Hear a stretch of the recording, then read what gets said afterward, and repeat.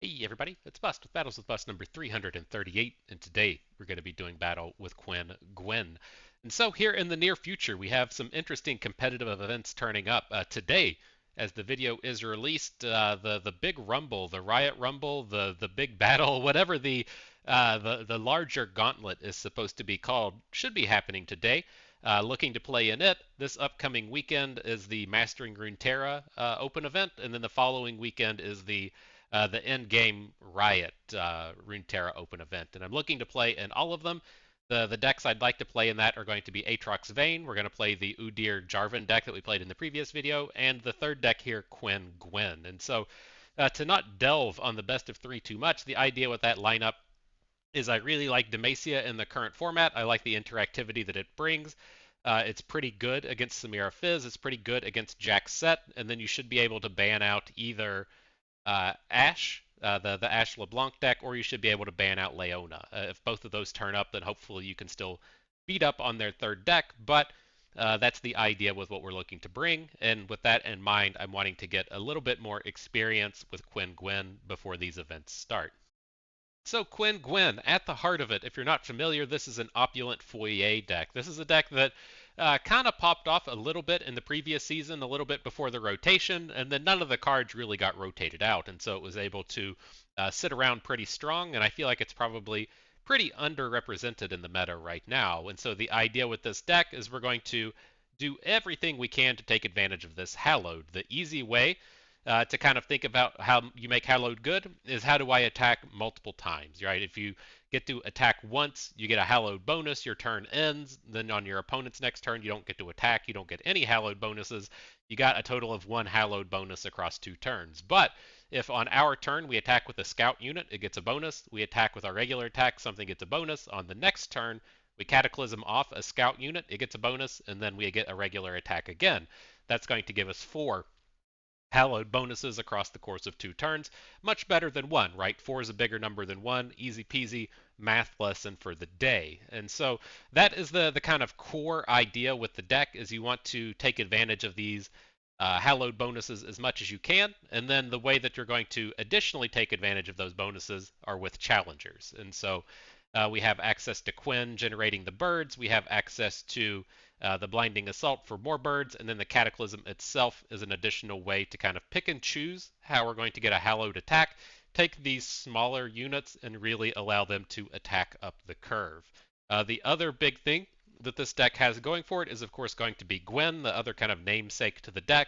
And she just does everything pretty much, right? She's a gigantic attacker. She has quick attack, so she protects herself. She has this drain ability so that you get a little bit of longevity as the game goes on. She gives you that overwhelm, elusive, or rally type of thing we always look for, to where her drain ability doesn't care if she gets blocked. And then the big thing that she's able to do is be recovered from Eternal Dancers. And so Eternal Dancers is kind of the final piece to the puzzle. This is a unit that typically just brings back Gwen. Gwen comes into play and then does the big snip snap. If she's flipped at that point, she's almost certainly going to nug your opponent for about 6 or 7, and it tends to be enough to just close out the games. And so the big thing to also keep in mind with Eternal Dancers is if you Cataclysm the Eternal Dancers, that counts as the attack, and then you get the additional bonus off of those units. And so that's the deck. That's what we're doing battle with today. Let's go ahead and jump on in. We're playing on account number 2 today. I'm looking to really climb into Masters with Udyr Jarvan, and so I want to just come over to this other account, get some games in here. I need to finish off the event pass on this account too. I felt a little bit bummed in the previous season. It's like I picked up the event pass and I was only able to do a small portion of it. I'd like to finish it off on both accounts this season. See if we can't do that. All right, off to battle up against Illaoi Swain. Let's take a peek at what we can do. Need to find ourselves some early game Hallowed plays. Looking much better off of the mulligan.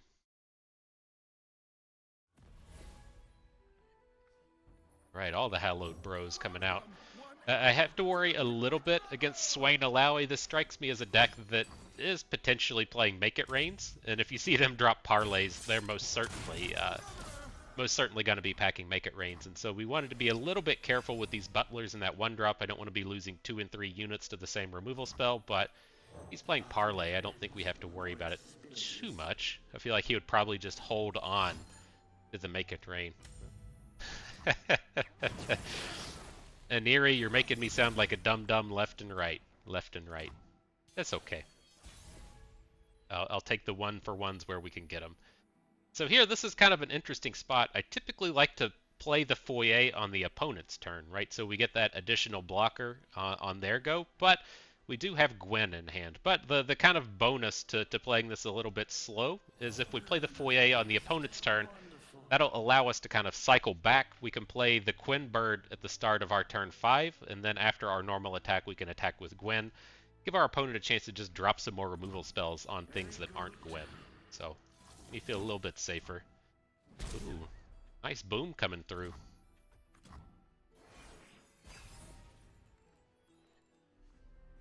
No complaints here.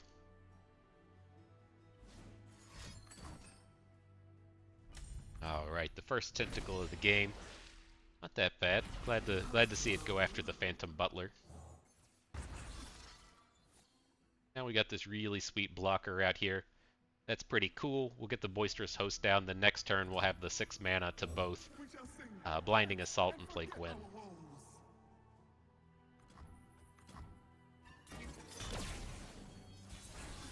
Up to Hallowed 4. The old Blinding Assaults are ready to they're ready to take down Swain.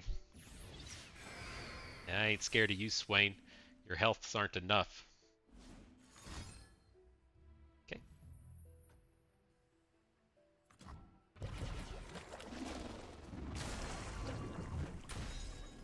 See the smash come down on the bird. Now hopefully our Gwen's gonna be safe. There's no guarantees that she'll survive here, but that's our hope and our dream.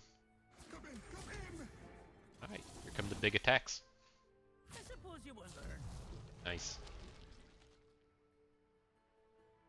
Might be enough for this Relentless Pursuit to end the game, and so we'll see. If you're not familiar with the kind of Cataclysm and Relentless Pursuit style thing with the Opulent Foyer, it gives you the unit whenever you get the attack token back, and so it's not just when your turn starts. We'll be able to take the rally this turn, get a Foyer token, and then the same thing would apply if we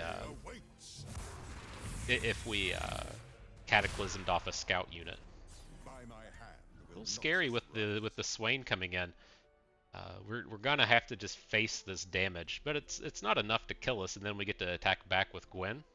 So I feel pretty reasonable about that. I think we want to wait on him to attack first, right? So he's going to attack.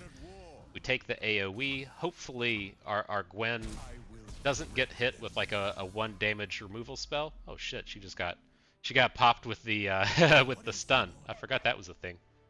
Alright, so I guess we won't be rallying this round. Whoops. Little whoopsies. Forget about that nastiness Swain can do. Interesting board. I'm really tempted to just open here and then play a Relentless Pursuit after the fact. We can... Right, we should be able to do this, to where we attack with our dudes. This is our normal attack. Rip Gwen. She's gonna go down. And then, oh my gosh, he is doing it with the Make It Rain. What happened here? So we take him to 1, and our guy survives. Okay. That's a dangerous no block, but we'll take it. Now we got this Relentless Pursuit. We can still make a scout attack for the round, and we should be able to get 2 more attacks this turn. In defense of our homeland. A pointless pursuit for the tiresome place.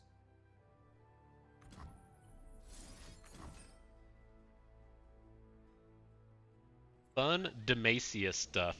GG. Well played. On to the next one. Great. Now let's get back out there.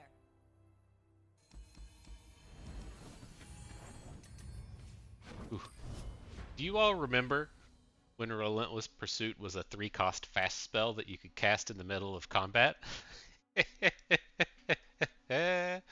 How the times have changed. How the times have changed. I wasn't playing much Constructed back then, but as much as I love playing Demacia and all of their stuff, I can imagine we'd have really enjoyed throwing down a couple blocks, playing Relentless Pursuit, and then just attacking right after our right after our opponent's blocks happened.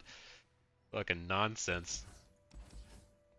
Alright, no cheap Hallowed units here though. We'll take them all again, look for something a little bit cheaper. Not the greatest of starts, but we at least picked up a Foyer. It's the most important of the early Hallowed units.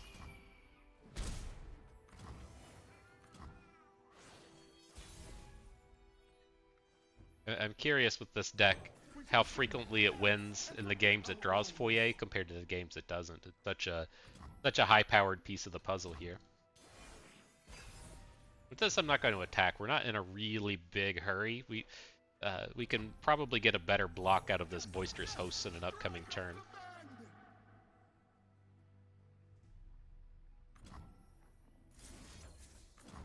Alright, I don't think there's any reason to just sit on Cataclysm mana. We could look to the future a few turns and maybe get something going with Quinn, but yeah, I think we're a little far away from that.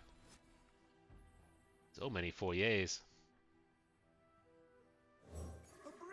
It's tough, you know, we do start to run out of space on our board as we're thinking, well, if we have two Foyers down and a Quinn bird, then you really start to lose out on your opportunities to hit on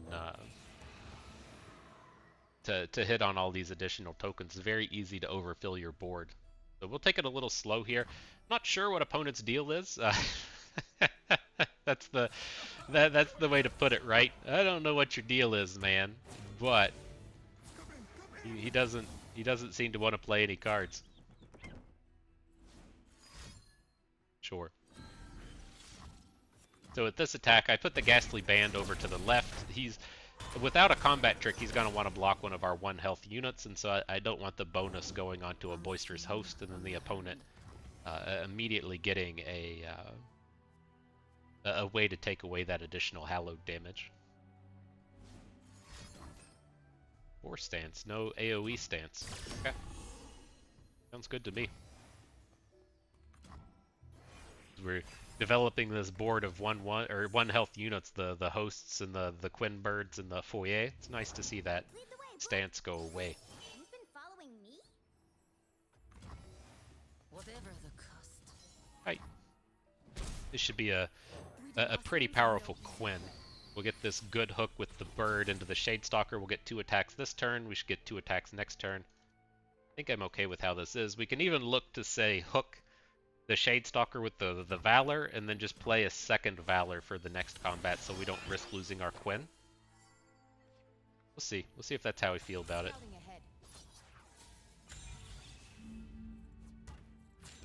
It's too big. We'll just take it out of combat. Put all the damages in on Quinn.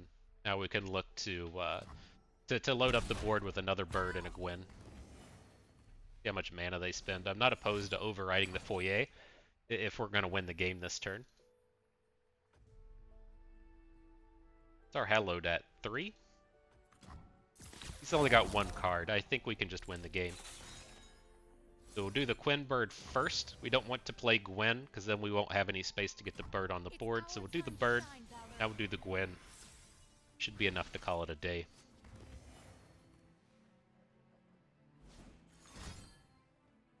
Sure.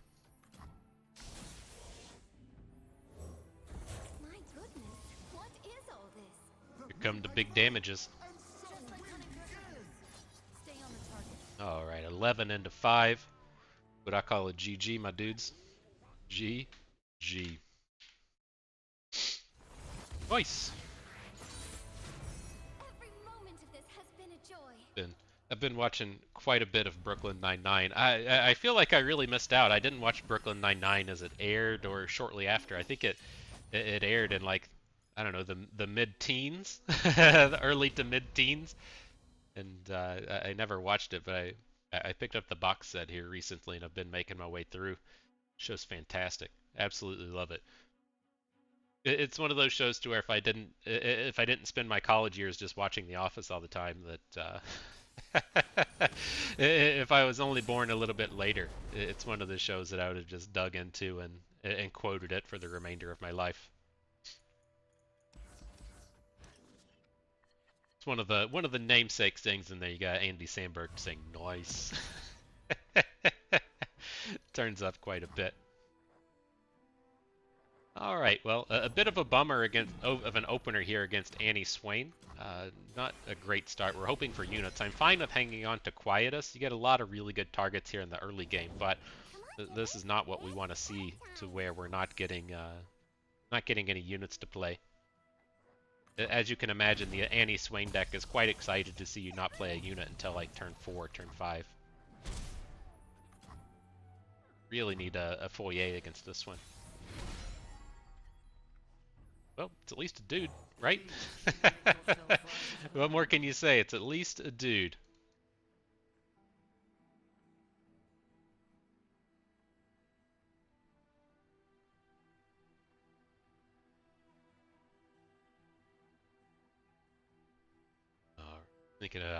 Thinking about how to get nasty on our Phantom Butler.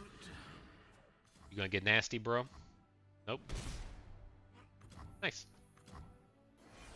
I'll just let the tentacle continue to build up. It kind of sucks to get all this this nice bonus onto Swain, but kind of is what it is at this point. So we'll come in and hate spike down this Greyback. Do we even care? It's like one of these spaces as to where I worry about this tentacle growing because it's strong enough to cause us some problems, but can I play hate spike? Oh, there, killed the wrong ally. If we're doing that, we want to kill off this guy, right? The little one. There we go. That's a little better. Might as well keep our good unit back, right?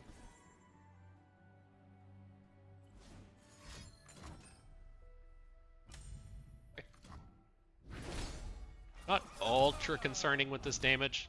You know, I worry about Swain coming in and just killing our team. I don't really worry about what this Captive Greyback is doing.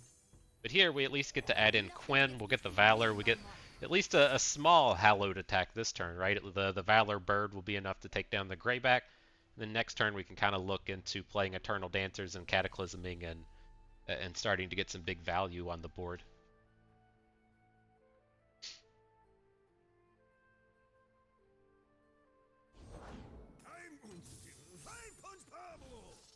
Pablo, interesting. Just like hunting thresher geese.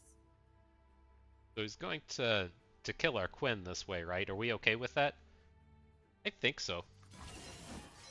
You know, it would be nice if she was going to be flipped, but I don't think we have the time for that nonsense. And clearing out the board feels pretty reasonable when we've got the Eternal Dancers in hand. Stay on the target. You'll pay.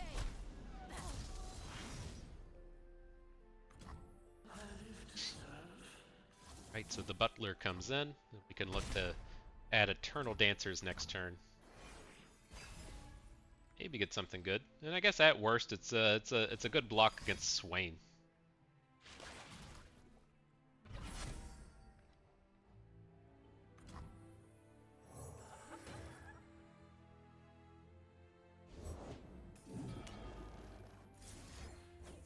Alright, I'm just going to send it on the Watchful Idol. I don't want damage onto the Eternal Dancers if we can get away from it. It just opens it up to dying to like a Scorched Earth or a Noxan Guillotine. Is the Noxan Guillotine even still in the game? I don't know, but we don't, you know, we don't want the damages on the Dancers.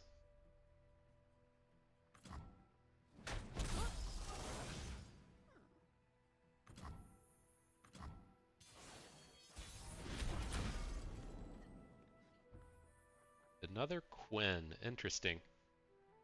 I'm just gonna rally after this, so we'll just go ahead and lead with the open attack, and then that'll bring in Quinn. We'll get another Quinn Bird, and we can rally and make the scout attack, and then do a normal attack after that. I think this is good.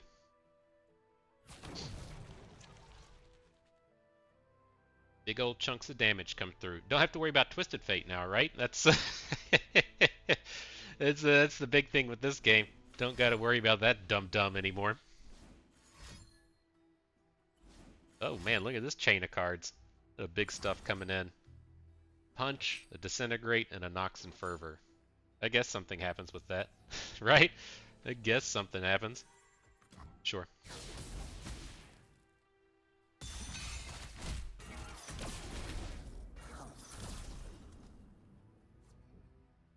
Yeah, the Quinn's even still on the board. That's gonna be nice. Let's see, we'll add the Foyer. We'll make a rally. We'll make a scout attack. It's gonna be nice. Scouting ahead. Right, so see, this is our first scout attack of the turn. Even though we made that initial attack and then made a scout attack after the fact, that still counts as our scout for the turn, so we get the rally. We get a third attack for the turn after that. Good stuff. Well done, Quinn and friends. Quinn and Gwen and the bird team. Doing good. Doing good.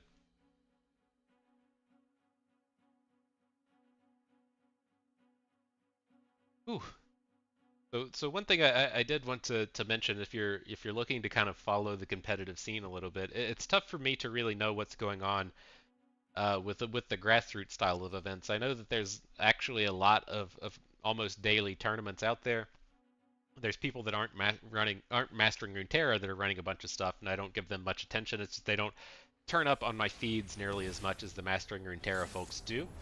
But the one I recommend following is Santupe, LOR Santupe. You can find him on the old Twitter. He does a fantastic job of following all the events and pushing forth a little bit of advertising for them, and then he tends to post the deck lists to just about everything. He does a shitload of work for the community and doesn't get a ton of recognition for it. And so I give him a highly recommended follow, even if you don't want to play in tournaments or follow tournaments. If you just care about finding the new sweet and awesome deck lists, but it's a great resource for that, since he's posting all of the tournament winners out there. Good stuff.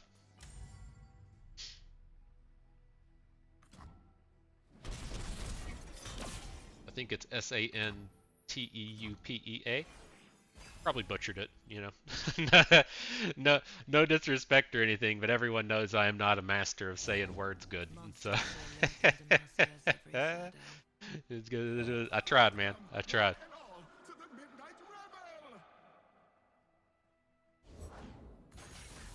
The bloodletters, sure. So we can stop. We'll let him come in and hook whatever little unit he wants. I want to keep the Phantom Butler behind since it interacts well with Vayne. So far, so good. I'll skip on the Glimpse from Beyond now. We'll get to play this eventually. I'm looking to drop in the Butler and then open attack on this next turn. We'll see. If like Gwen turns up or something, we can pivot, but that's the idea. I think a Foyer is enough. Next turn we can play the Greenfang Warden and Cataclysm him and get a lot of good activity.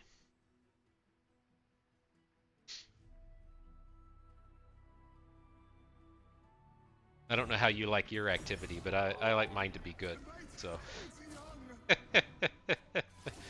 we get it like that. I'm gonna leave this boisterous host at home. I don't think there's reason to attack with a 2-power unit into this board. It's just a free block for the opponent. We'll get a little bit of better value out of this guy later.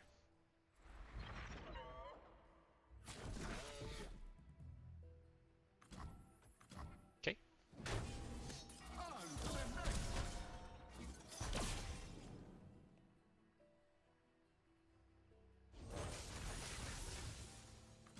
All right.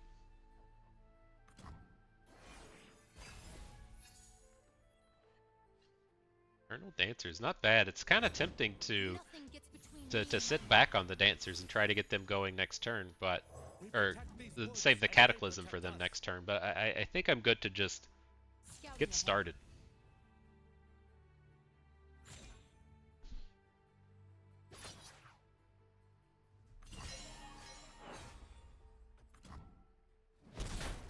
Alright, that gets our Hallowed up to 4, so we can kill pretty much anything with this Cataclysm. Do we care more about the Quinn or the Vayne? And, like, Vayne's not entirely close to flipping. I think we would want to go after the Quinn while we can.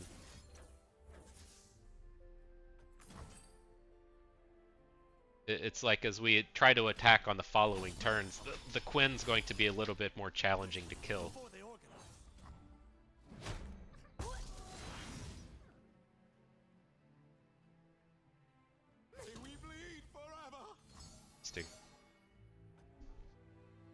Well, I guess it makes sense to have this unit come in.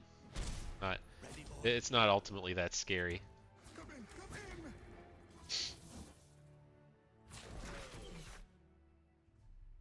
Very well.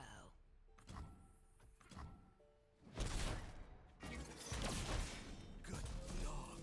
Close to the lethal.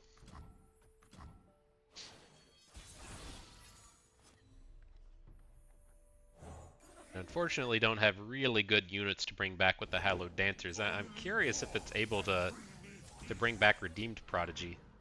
No, it's bringing back the 3-1.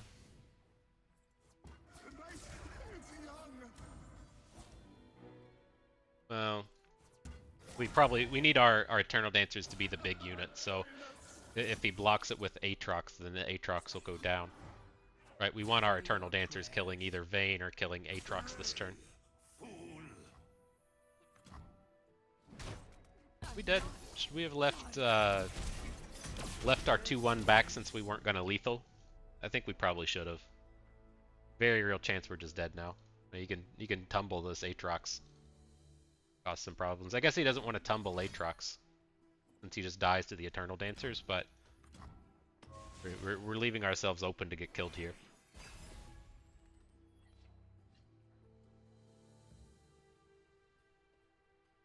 Little sloppy.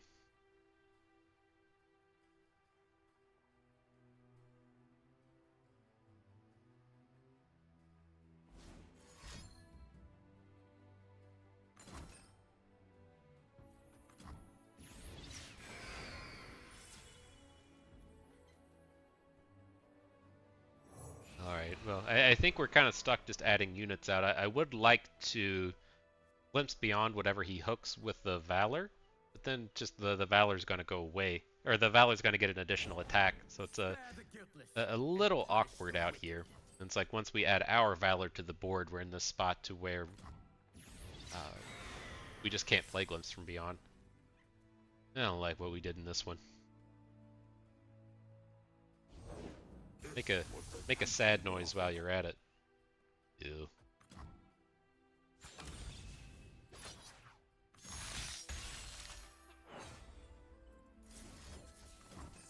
Maybe we'll draw that 1-dropper of Quietus, right? You're right, Bust. You're right. Gwen, if we can make it to the next turn, I mean, looks like we'll be taking like 5-7 on the round. Then he can just tumble afterwards. Okay, this one's done.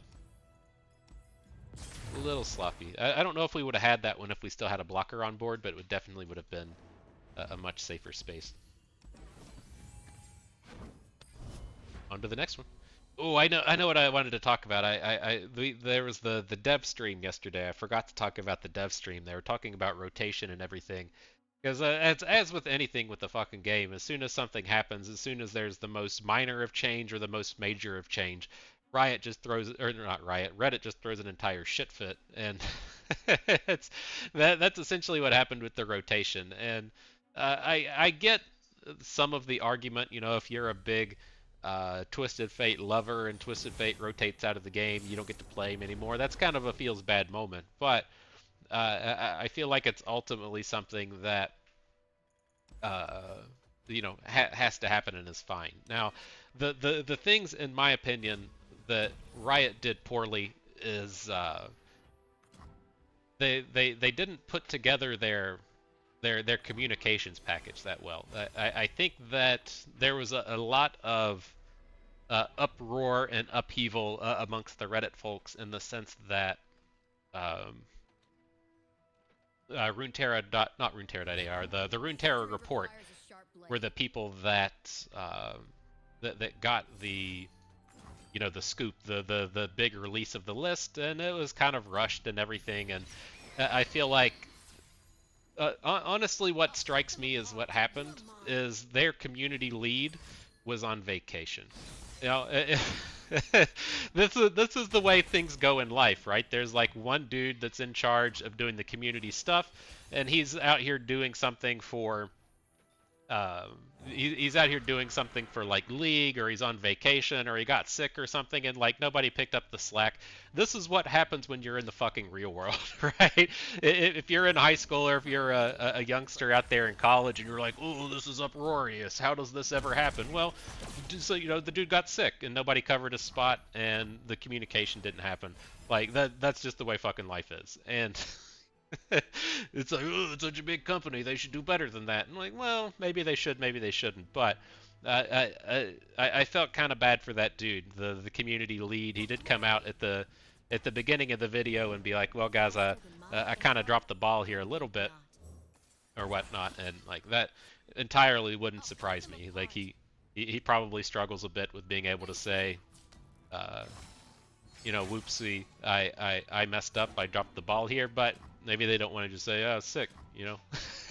So, at any rate, I think the way that this stuff should handle is, I hate that when they give anything to Mobalytics. I understand the partnership with Mobalytics in terms of League. I'm sure they do a lot of work together. There's a business friendship there, and so that happens. I get it. I see why that happens. I don't know what back.gg is, if that's a similar thing, but in the Korea scene or in the China scene or something. I don't know. But at any rate, I think it's completely ridiculous the amount of stuff that they give to that they give to Mobalytics. I think that should be given to the community people, and so the ones that actually try and the ones that actually give a fuck. And so the people at runeterra.ar, they actually give a fuck and they try. The people at the Runeterra report, they actually give a fuck and they try. And you know, this is a thing you see a lot in the Magic community, as to where you know, a set is released and they give all the spoilers to the kind of community content creators, and I think that's wonderful and fantastic, and I think that that's something that Riot should strive to do as well. And I think they do. They do that for a large part, and they do a great job of it. But that's what the space I think that it was the ball was kind of dropped at, was they should be saying, you know, hey, here's why here's why we're doing this. Here's the rotational stuff. The reasoning articles or whatnot are going to be coming out in the upcoming weeks.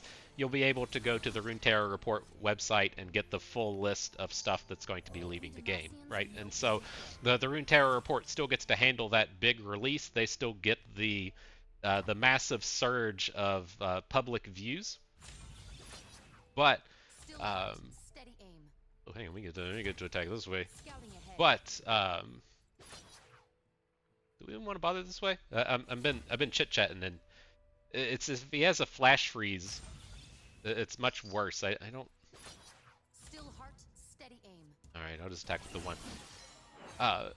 But yeah, I think that was the sort of basic problem was, you know, they you know, if everyone isn't told up front what is going to happen, then everybody's going to freak out. When the thing that they built up in their mind doesn't happen, you have to be able to, you know, lay forward to people, this is what's about to happen, this is what you're going to see, this is going to be what happens in your upcoming gaming experience. And they didn't quite do that. And so I think if Riot said, you know, hey, the rotation is this day, they did that. And then if they say, okay, you'll be able to go to this website, see all the cards that are going to be rotated, and then over the course of the next 2 or 3 weeks, we're going to talk a lot about the video game and tell you why we made these changes, I think it would have gone a lot smoother. But I think for them to now be put in a spot to where they take away some of the reveal information from the community and take it back into the Riot main site, I think that's kind of crappy. So, you know, is what it is.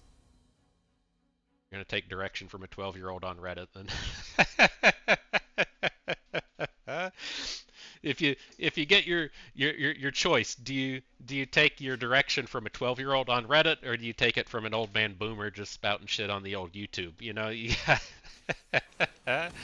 got to pick and choose. You can't do your own decision making. You gotta listen to the community. probably just go with the 12-year-olds bitching about. He's probably got like 8,000 Twitter followers and stuff. But no, I think it's such a weird space to where everyone gets in such an uproar over every little thing. I think the other thing in that was people were really freaking out about the not being an eternal ranked queue, which I get to a degree in the sense that um, they didn't really say that that wasn't going to be a thing. And then the thing I think is a little bit unfortunate in terms of the eternal queue is I suspect that during that month to when eternal is the format of choice, I kind of feel like I kind of feel like you're not going to be able to play standard. So I'm curious to see how that actually plays out. Now, the common argument that you will see towards this is that, you know, Magic does it this way and Hearthstone does it this way. Both of these games are capable of fuck. I was hoping we didn't get spiked here. We're about to get bent over in this game. But you know, you have to kind of understand that the Runeterra doesn't have the same player base that you get out of Magic and the same player base that you get out of Hearthstone. And so if you want to sit in like an 8-minute queue so that you can play in a game of Ranked Eternal, that's not really that fun. Or what we see a lot in the Gauntlet is to where I'll queue into the same person 3 and 4 and 5 times in a row. Like, that's not particularly ideal. So, you know, if Runeterra did have the massive player base that you see out of a game like Magic or Hearthstone, they probably would be able to have these kind of fringe formats that everyone gets to play whenever they want. But I don't think that the game's really in a space to where it's going to be able to do that. You gotta get your friends playing if you want that, you know? you gotta get that big crowd out here. Alright, but let's get back to the games. I'll focus in. I know I've gotten a bit rambly and haven't been paying super attention to these games, but we can turn around our focus and pay attention here. We got a really good hit with our Gwen hitting Challenger, so we get this nice quick attack Challenger with her. Alright, our good unit didn't get spiked, and then it did. I was thinking if we want to hate spike off our unit before the flashbangs have an opportunity. I don't think it was that necessary. This is a nice draw in the Blinding Assault. I want to be on board next turn with the ability to hate spike. So drawing the unit was actually good. We only have... Oh, we have 4 flash bombs. I thought there was only 1. But it's still a coin flip to hit our Gwen versus the Valor.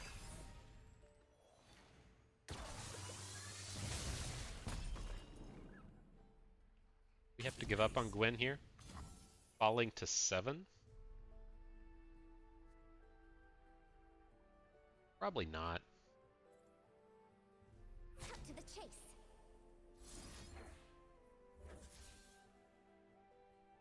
I'm looking to just pick up. We're gonna hate spike Gwen, take off the flashbang Trapmaker, take the hit from Teemo, that's fine. We're not getting doubled up on Puff Cap, so it's not that big of a deal. Now we should be able to play a big unit this next turn with the Husk.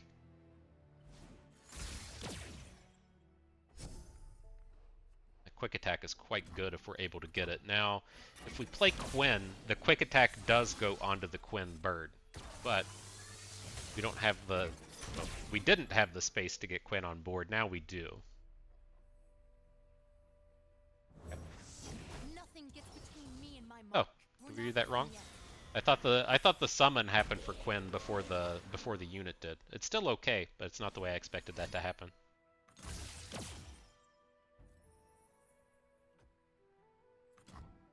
Don't let them reinforce.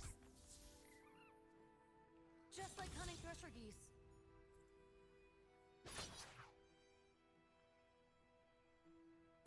So we can take the Teemo off the board. Stay on the target. You messed with the wrong Pablo! Here comes all the big spells.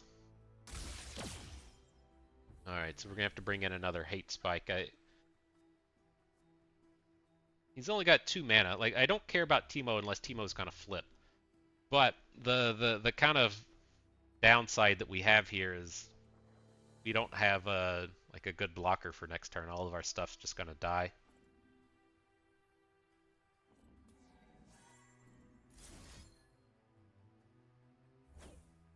Alright, we'll take away the big unit here.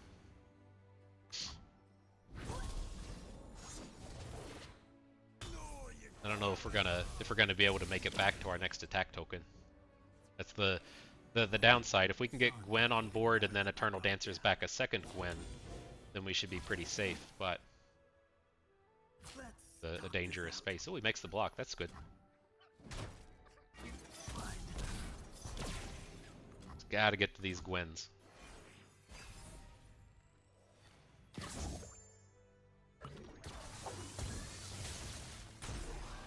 Armed and ready. Okay. Not that unhealthy. That was alright. Mushrooms. Success is planting your mushrooms. Getting them Teemo flips.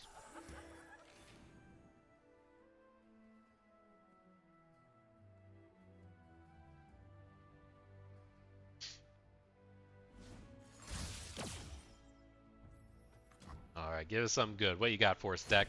Give us a Cataclysm.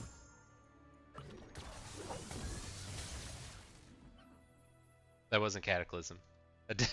I did the mathematics on that one. It is not. So here, I'm going to hang on to Gwen. I'm going to hang on to this mana. I'd like to play Gwen next turn and then have the mana to thread the needle. We'll see how that comes about. I was hoping. I had higher hopes for this Eternal Dancer. It's not so safe with only 1 mana now. Got 7 traps in. It's almost assuredly gonna die.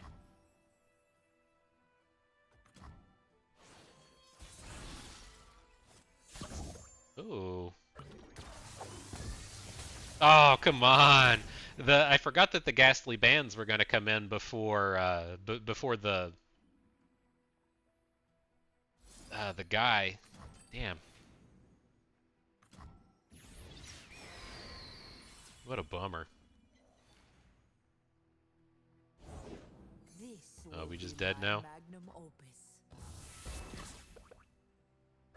Only 2 puff caps is kinda nice.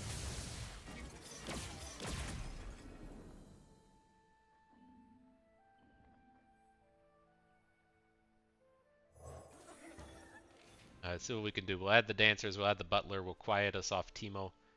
See if we can't make it through the turn. We should be bringing Gwen back with the Eternal Dancers and getting a point of health, and then we're at Hallowed 11. And so she should be flipping off that attack for our future ones.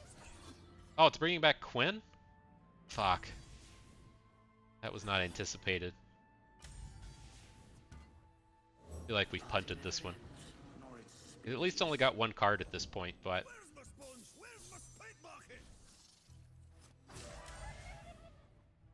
Ugh. We're not done yet.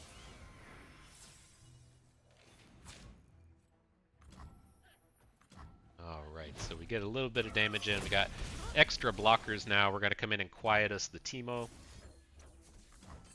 So, not too many puff caps. I mean, I think we should be relatively safe at this point. Might lose a unit or something. Well, I guess if we lose a unit, we just die. Do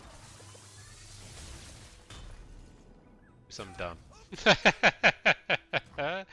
Right? The standard thing we're looking for? Yeah, just do something dumb. Didn't happen.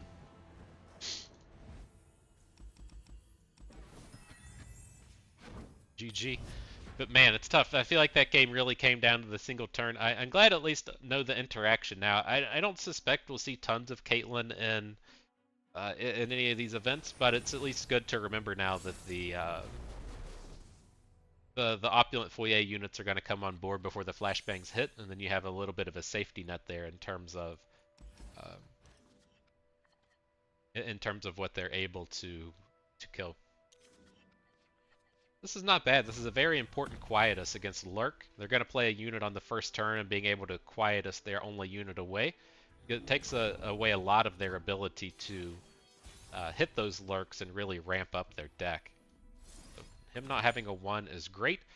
See what they have here in terms of a 2. See if they don't play the 2-3, we'll just try and kill whatever unit they play. And I think from his perspective, ideally he's going to play the 2-3 predict unit, but I'll happily kill any lurk unit with Valor.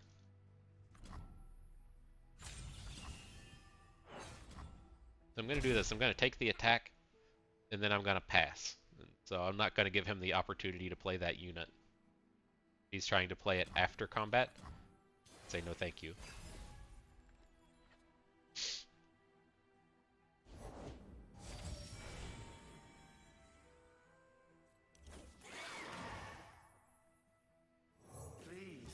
Alright, so we've been able to get a bit of an edge here. That's nice. See if he just spiked Rek'Sai.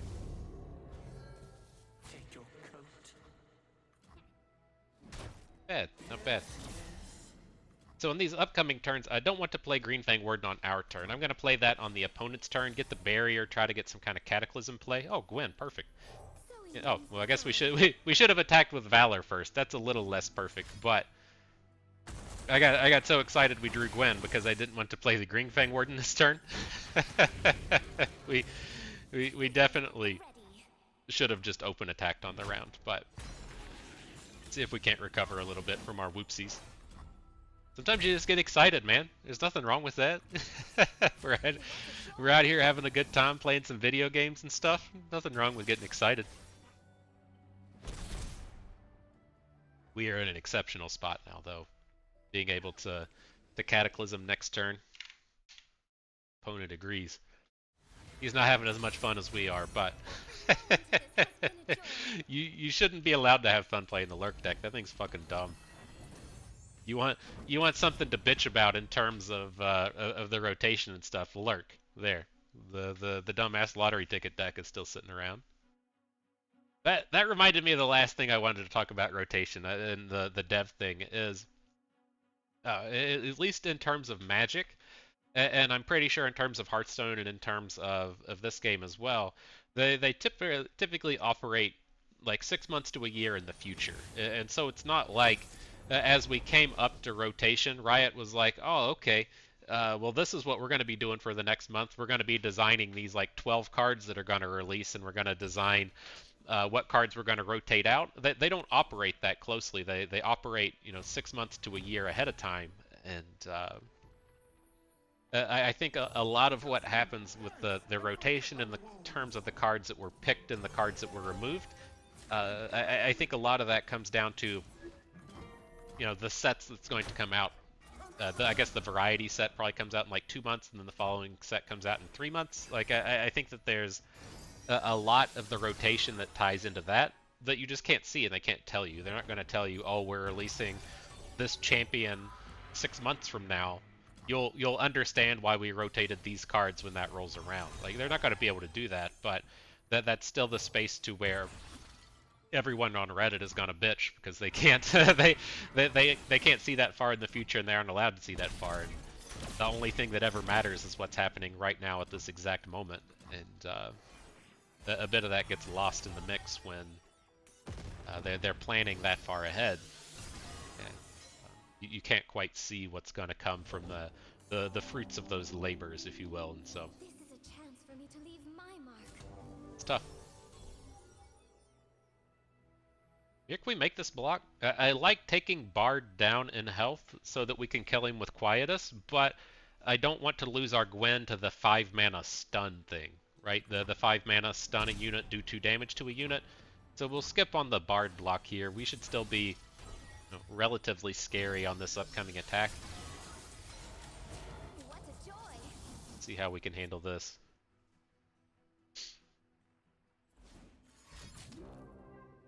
Gonna be at a stun 2 damage. That would have been nasty if he had Gwen, if it was able to hit the Gwen, right?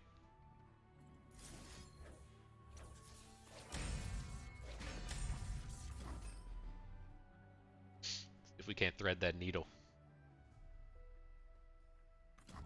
Then we could have looked to play Glimpse Beyond in the middle of combat here. We probably should have just gone ahead and done it, but our Ghastly Band's not gonna die.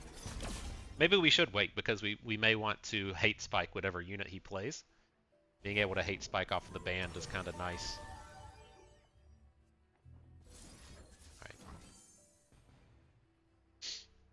just go with the Glimpse Beyond.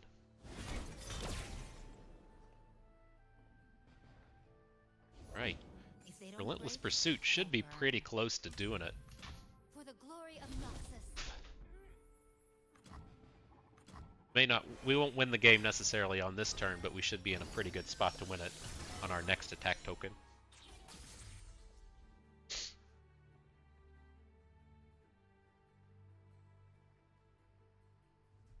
If he spends some of that mana though. It's a real disaster if our Gwen gets stunned off of this Relentless Pursuit. I seek a weapon worthy Oh, of there's a Naga big girl. Kikuos. She's coming in and ready to battle.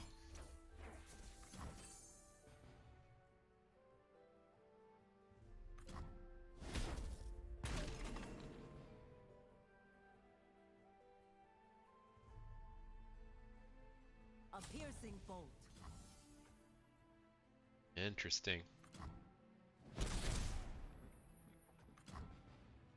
Alright, let's just keep passing. He's got to spend that mana at some point, right?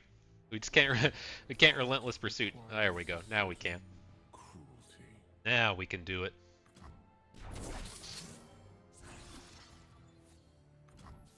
I shall need my tool. Comes the thunder, my dude. Routes closed. Easy prey. And now we're in this a kind of similar spot, right? In that it would be nice to open attack with Gwen, but if it feels like he has the stun. It's like, I don't know. He was really sitting around on a ton of mana for no reason. I feel like that's a card that's about to be coming in. So I kind of want to get the Eternal Dancers in. The Scout Bird makes it much easier though. Now that we get 2 attacks, it's a different story.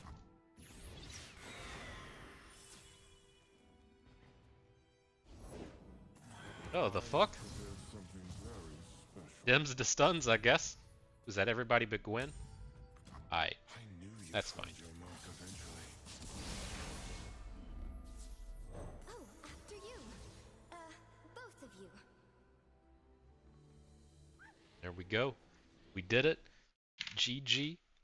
Not a bad set of games. And so yeah, we can pull this up and talk about it a little bit more. Again, this is a deck I'm looking to bring into best of 3. I'm wanting to play Quinn Gwen, Aatrox Vayne, and then play the Nar Jarvan deck that we did in the previous video. And I think that this fits in pretty well. And again, the idea with this strategy is we're fine to play against like Samira Fizz and all the weird rando Samira decks that aren't Samira Leona. We're going to look to ban out either Leona or the Ashe LeBlanc deck.